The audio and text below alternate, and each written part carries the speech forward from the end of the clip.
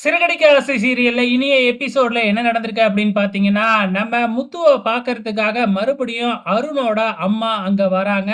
அங்க வந்தது மட்டும் இல்லாம, "என்னோட பையனோட ஆசை தான் எனக்கு முக்கியம்.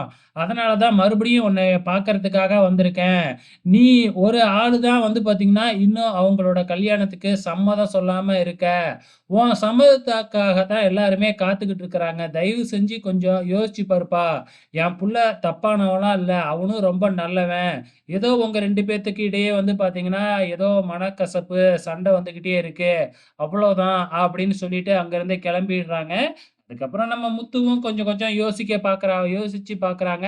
அதே டைம்ல நம்ம முத்துவோட ஃப்ரெண்டும் வந்து பார்த்தீங்கன்னா, அதையே தான் சொல்லி நம்ம முத்துவோட மனச மாத்த பார்க்குறாங்க. எப்பயுமே கோவப்படுற முத்து இந்த விஷயத்தெல்லாம் கேட்டு அமைதியாவே இருக்கிறாப்ல. இது ஒரு பக்கம் போய்க்கிட்டு இருக்கிறப்ப, இந்த பக்கம் ரோகிணி ஸ்ருதியோட அம்மா, அப்பா கிட்ட இருந்து பணத்த வாங்கிக்கிட்டு வந்து இங்க விஜயா கிட்ட குடுக்குறாங்க. விஜயா கிட்ட குடுத்தது மட்டும் இல்லாம, "இத நான் வித்யா கிட்ட இருந்து வாங்குனேன்" அப்படின்னு வேறயா பொய் சொல்லி வச்சிருக்கிறாங்க. மனோஜ் தனியா அழைச்சுக்கிட்டு போயிட்டு, "நீ வித்யா கிட்ட இருந்து தான் வாங்குனியா? வித்யாவுக்கும் உனக்கும் தான் சண்டல்ல. என்கிட்டனாச்சும் உண்மைய சொல்லு" அப்படின்னு கேட்டா, ரோகிணி உண்மைய சொல்லாம மறைக்கிறாங்க. இந்த பக்கம் முத்துவ ஒரு இடத்துக்கு கூப்பிட்டு விட்டுருக்காங்க. அது எந்த இடம் அப்படின்னு பார்த்தீங்கன்னா, "மறுபடியும் என்ன இந்த வீட்டுக்கு வந்திருக்க?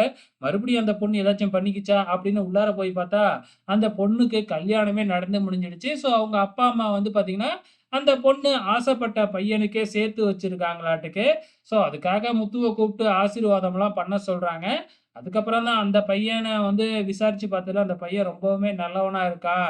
நாங்களே ஒரு மாப்பிள்ளைய பார்த்திருந்தாலும், என் பொண்ணுக்கு இப்படியாப்பட்ட மாப்பிள்ளைய பார்த்திருக்க மாட்டான். ஆகா, ஓஹோ! அப்படின்னு புகழ்ந்து பேச, முத்துவுக்கு அப்படியே கொஞ்சம் கொஞ்சமா மனசு மாறுது. ஸோ சீதாவும், அருணும் கல்யாணம் பண்ணிக்கிற மாதிரிலாம் அவங்க மனசுல யோசிக்க தோணுது.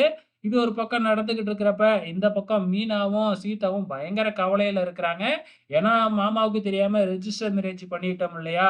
ஸோ இது மட்டும் தெரிஞ்சதுன்னா என்ன பிரச்சனை வரும்னு ஒரு பக்கம் பயந்துகிட்டு இருக்கிறாங்க. அதுக்கப்புறம் சாமி கிட்டலாம் சீட்டு எழுதி போடுறாங்க.